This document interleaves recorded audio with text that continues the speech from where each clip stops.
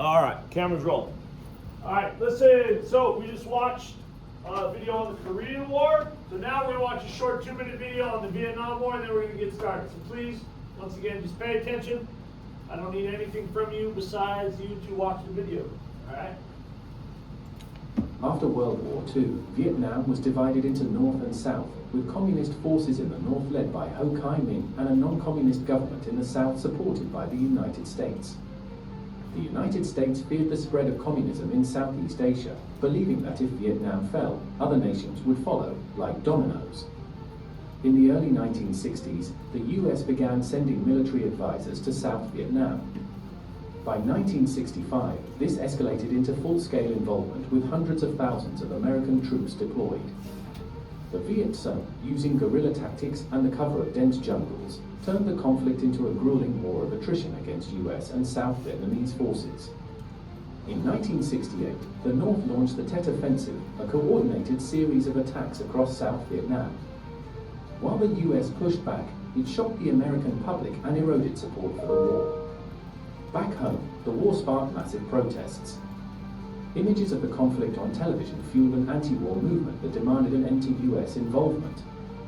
The war expanded beyond Vietnam as US forces bombed neighboring Laos and Cambodia to target communist supply routes, further escalating the devastation. By 1969, under President Nixon, the US began a Vietnamization, gradually withdrawing troops and handing combat responsibilities to South Vietnamese forces. In 1975, North Vietnamese forces captured Saigon, marking the end of the war. The South fell, and Vietnam was reunified under communist rule.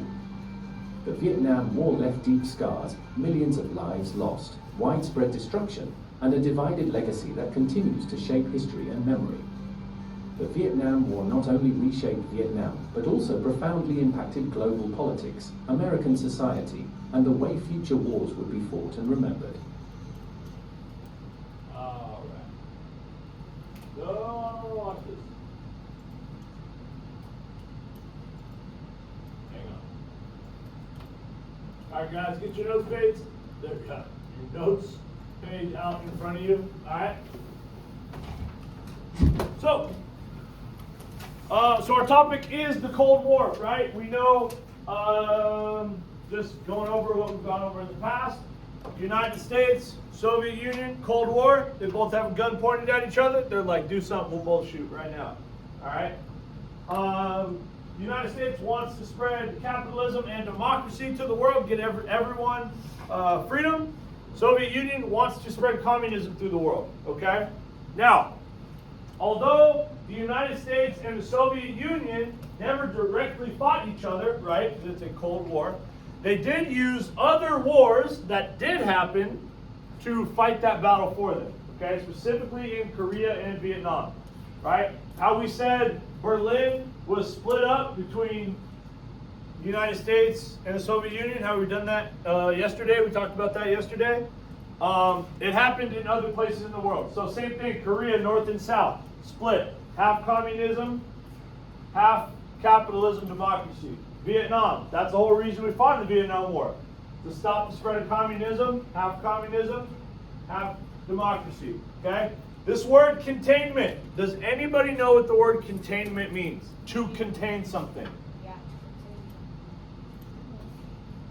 Any care to elaborate on that? No? Like keeping someone or something Keep it in from doing what? in Escaping or spreading, right? Right. Right? Firemen are trying to contain that fire down in the riverbed right now, right? That's what they try to do, contain it from spreading. So when you hear this word containment, it's the United States' effort to contain the spread of communism, okay? Now, we are only going to spend one day on this because this is a small part in the Cold War, okay? But next year when you go to Coach Peace class, you have a whole unit on just the Vietnam War, right? So you know we spend about 3 to 4 weeks on every unit, right? You guys are going to spend 3 to 4 units on the Vietnam War, okay? Wow. Yes, it's cool. You get to watch some cool movies. And one of our football coaches was a Vietnam veteran, and sometimes he does a presentation in class Shows pictures and videos and shows his old helmet that he wore when he was in Vietnam. So it's cool. But anyways, let's get going. Okay, let's start with Korea. Okay, before World War II, you have two lines at the top right that said before World War II. You're going to write these two things down. Okay, so Japan annexes Korea in 1910 and rules until the end of World War II in 1945. Okay, Japan was completely in control of Korea until Japan falls and surrenders during World War II. We know that, right? Why did they surrender? Why did Japan surrender? Because America. Because America dropped what? Bombs on Bombs, Hiroshima right? and Two Nagasaki. nukes, right? Hiroshima and Nagasaki. Good, Dave. Very good. I've heard that phrase like billions of times already about like Hiroshima and Nagasaki. You said you've heard it? You said you've heard that phrase?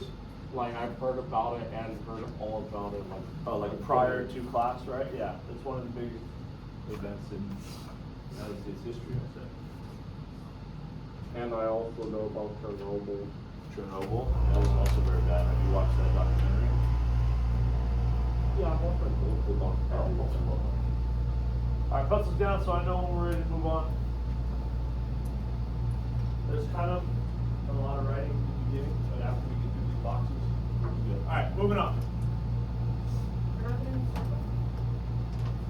Now we're not going to do circle. Yay. Can we cross it off? Sure, if you want to cross off the circle, the Venn diagram on the back, you can go ahead. Alright, next one. Now let's talk about Korea after World War II. Okay? Japanese controlled the north and they surrendered to the Soviet army. So if this is control of the Soviet army, are these communisms or are they democracies? Communism. Communism, right? Good. And then the South surrendered to the United States.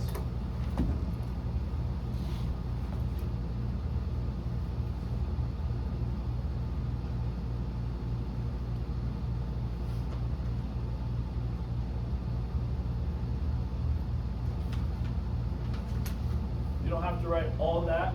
Just, you can paraphrase it if you want. As long as you know North equals Soviet communism and South equals U.S. democracy. Sorry, I should have rewrote it. As long as you get the gist of which two were what, then that's fine.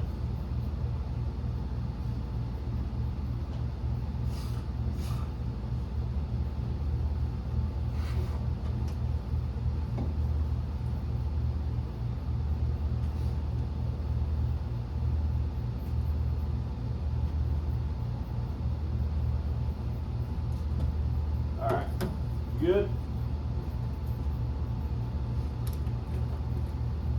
Alright. Now let's talk about the Korean War. So in the Korean War, the North invades the South in 1950. I almost tripped on this table, my goodness. The United States supports the South to contain communism, right? That word we said, containment, okay? I know the lines are a little messed up, just do your best, and you can paraphrase these, because like I said, it's a lot of writing, as long as you know the main points.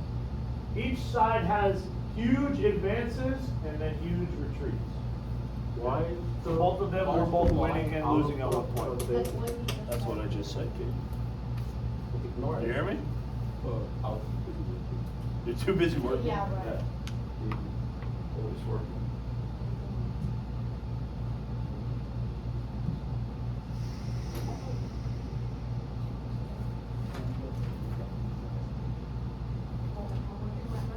Yes.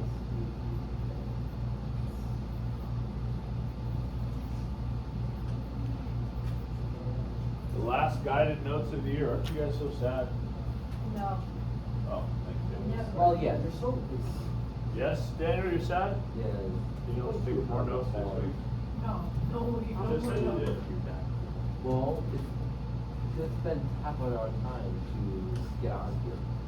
Well, you know, Remember, it doesn't have to be word for word. Get the main points.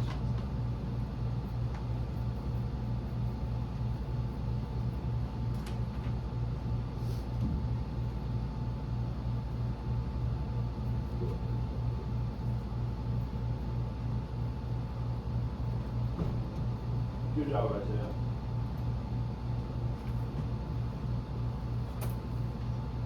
All right, we're We good? I wiped out all of it. Which is triple. Okay, good. Now let's talk about this guy right here, Mr. Douglas MacArthur.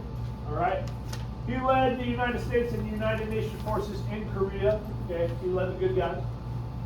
He wanted to use an atomic bomb on North Korea and China. He was like, dude, we got the nukes, we already dropped them, let's just keep using them. All right. He disobeys Truman's orders and relieved from his duties. All right, now we're back to normal, just writing down what's in the red.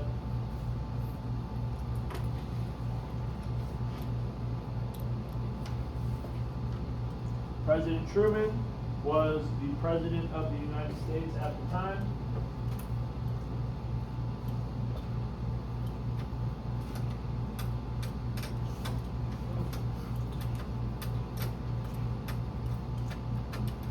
Good. Here we go. All right, now let's talk about the end of the war. Okay. Ends in a stalemate at the 38th parallel. This is the 38th parallel. Okay. Basically just a So border. like a game of chess. Okay. Kind of, yeah. We're not really So Korea still remains divided today. Okay, North Korea is still a communist dictatorship, right?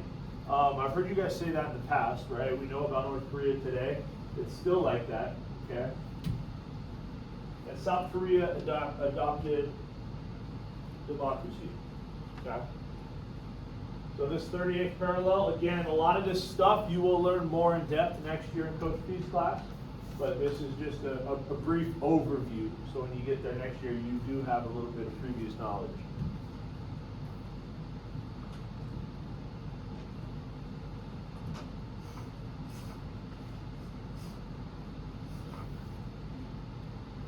So that is one example of containment, how the United States tries to stop the spread of communism, right?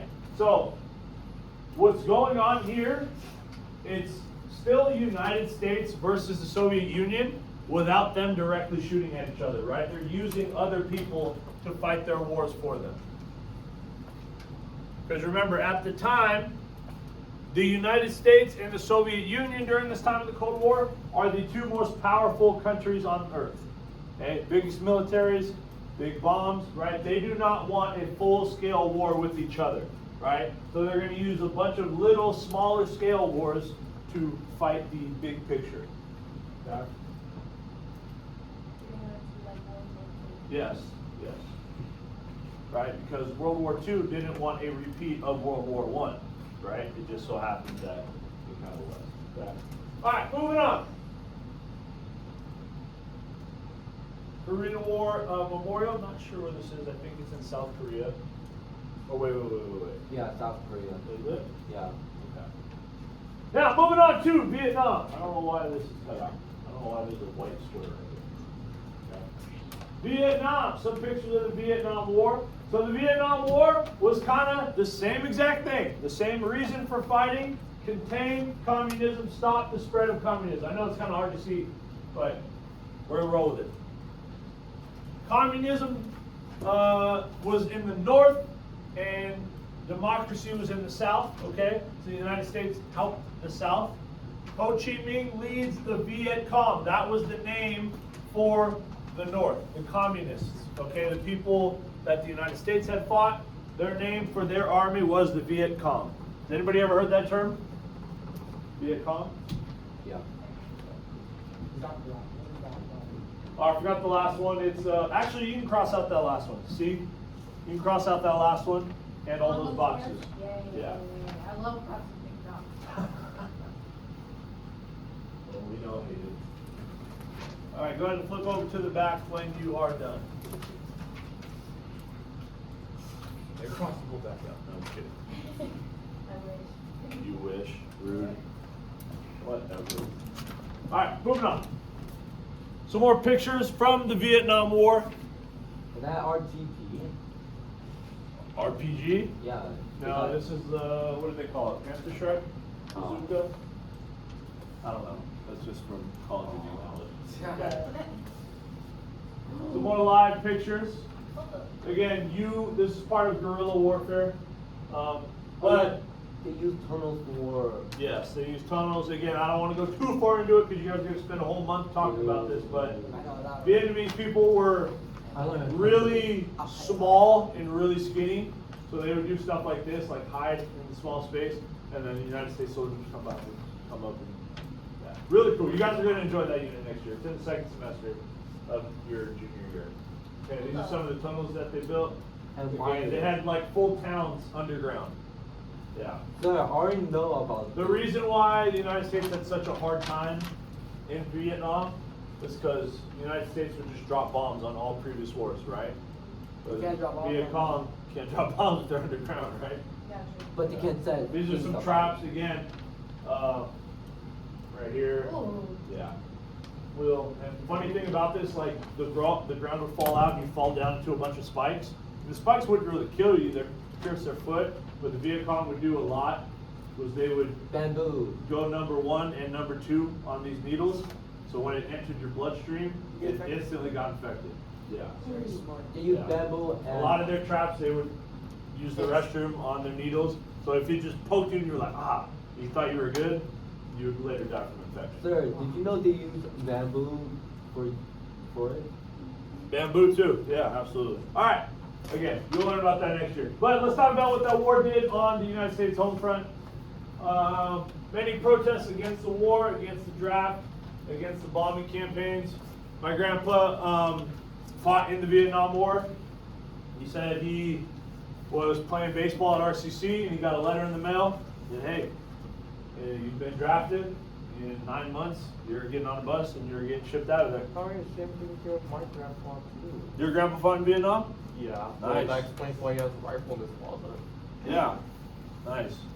That's pretty sweet. What do you mean, Violent protests happened at Kent State in 1970. This was the college. Kent State is a college. I don't know. And what's going on the home front makes the war extremely unpopular, for the United States home front. I mean, this is more. All I know is that my grandpa was born